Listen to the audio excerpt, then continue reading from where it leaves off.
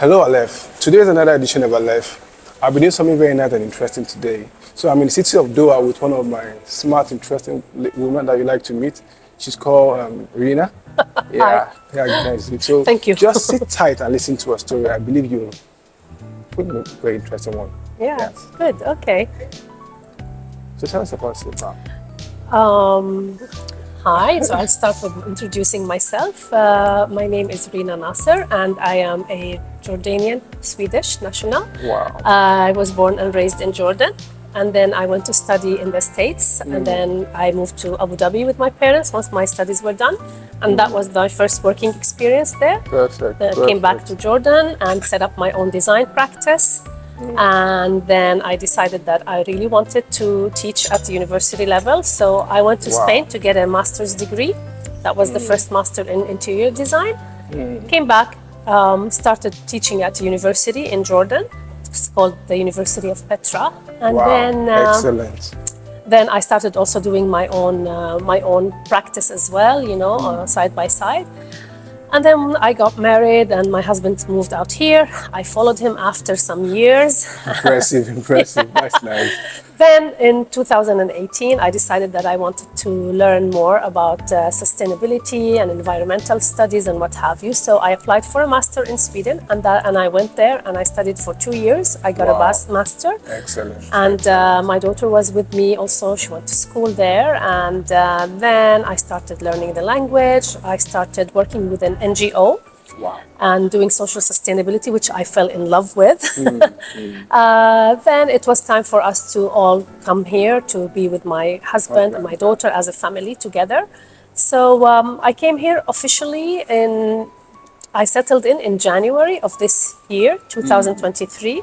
It took me some time to settle in. And then I started working on my own things, my own projects of social sustainability. And I was really testing the market. I was testing the atmosphere, trying to get to know how entrepreneurship works here, how business works here, how people work here. And I was pleasantly surprised to see how fast and how progressive Doha has become after the World Cup. So I've witnessed the pre-World Cup and the post-World Cup. And I was really pleasantly surprised to see how well structured, even the infrastructure, the business, the mindset, even the multicultural ambiance, Wow. So I was happy to be back. And I started thinking of putting together my own thing. It was difficult to get a job because after the World Cup, things got a little bit slow. And I said, this is time for me to do the projects that I had in mind. Yeah. Wow. So now, how long have you been doing this project work here in Doha?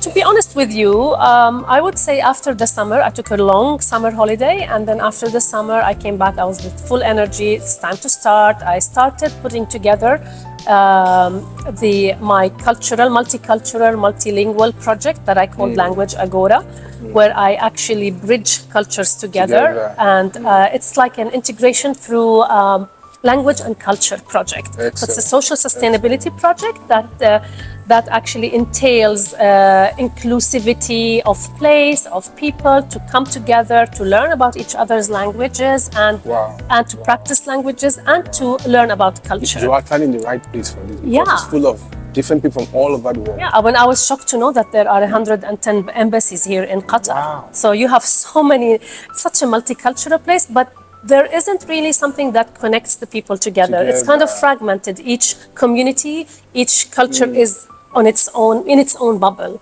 So I thought this can be a very good interactive and inclusive space for people to come together. And actually, I did 2 events already, and the people were very happy. They were very glad.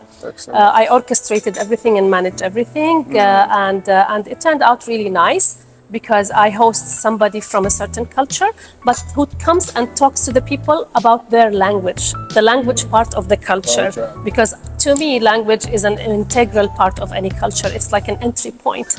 And this is what it's all about. Before people break into the different language tables and practice together or talk or have a good conversation, they listen to my guest speaker. And it's nice because I learn new things, people learn new things. It's kind of a fun encounter for 2 hours once a month. We have snacks that are also related to the culture that we talk about. So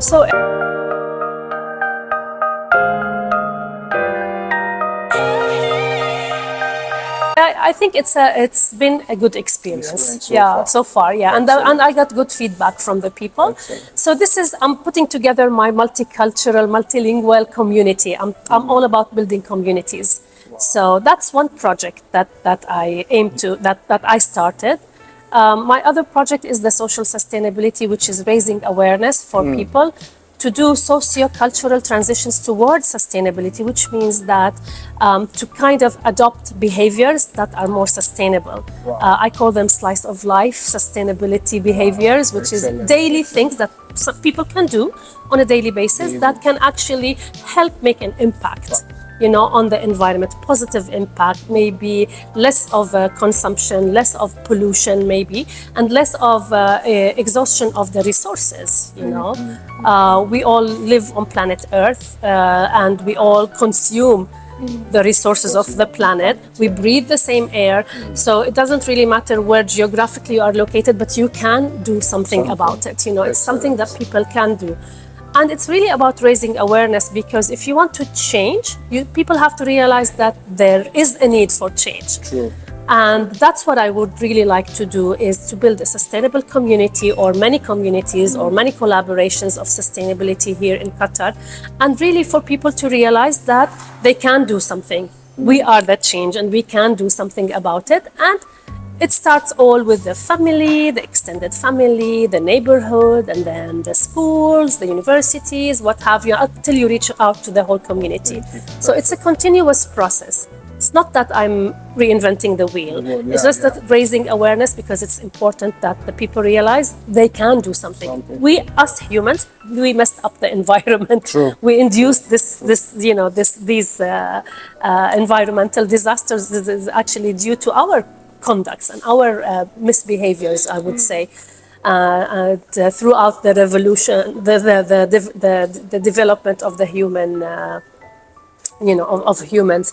So basically, we are responsible, and we can do something about it. So I feel it's important to keep relating the message over and over, so people can adopt it as a second nature. It can become easy and automatic. Wow, excellent. Yeah. Now, I'd like you to say something in brief about Qatar, your experience in Qatar. Oh, okay. Because people watching all over the world really don't know much about the city and Yes. how to settle in the city. You've already done this already, so Yeah. let's shed some. Actually, like I said, Qatar has really done so well. It has progressed so much. They have really gone the extra mile to do a lot of modern, things and developments, but at the same time maintain the entity and the culture and the religion. So you feel that there is a certain culture that's particular to Qatar, Wow. But at the same time, you have all the modern facilities, and people live however they want, there is just really you have to understand that there is a respect for the culture and the traditions, and so that's really nice. So there's a balance. They just are not really totally super developed, but at the same time, there is a lot of traditions, a lot of cultural identity that is very prominent here. And, it's become really very much pro-innovation, pro-entrepreneurship. So they're really welcoming a lot of investments, a lot of entrepreneurship to come into the country. And I think the laws are really becoming more and more lenient, or more facilitating for people to come and do investments. So it is becoming more of a business hub, and even the kids, the Qatari kids, they're all very well educated. They are so much into the entrepreneurship. So you feel that the atmosphere is really right. It's really advanced in all aspects. But at the same time, there is a cultural identity, and also you are respected as a human being. I mean, you have 110 nationalities, and you don't see, I've never had anybody talk to me in a very ill-mannered way. You go to the authorities, you go to the, you go and ask, or deal with the government offices and bureaus, and everybody is super kind, super respectful. They're helpful. So you feel this is a very welcoming place. I feel it's a very welcoming place, and I feel really very comfortable being here and welcome. Wow. So Excellent. yeah, so I think it's the right, for me, it's the right place to be. Excellent. Yeah. Now, for this your project work you've been doing, where do you intend to be in the near future? What's the future plan? I really actually want to do a lot of good things in my community. Like I said, if I'm in Jordan or the States or Europe or here, I think the work is okay. Some places are probably need more work than others. True, but true. It's the same message. It's the same will to contribute, because I want the world to be a better place, and I want to build sustainable communities. I want to have a lot of friendships, collaborations with people. I really want to see an impact, in the people and in their mindset and in their consumption behavior, I would like to make an impact, actually. Excellent. And to have lots of friendships, lots of collaborations. I think this is where I want to be. Because I have viewers watching from all over the world. Yeah. And I'm opening your brand to the world and Qatar to the world. So you guys come around and enjoy what we're having fun here. So where can we meet you, basically? Okay, basically, I don't have a website because I have too many things that I'm working on. So I think the best platform for me is LinkedIn. For me, this is the professional platform. So they can look under my name, Reena Naser, and they can connect with information me. below the video. You can contact her directly. I have also my Instagram for my language Agoda also. It's a small account, but it's growing now because people are growing, so they can find out what we're doing next.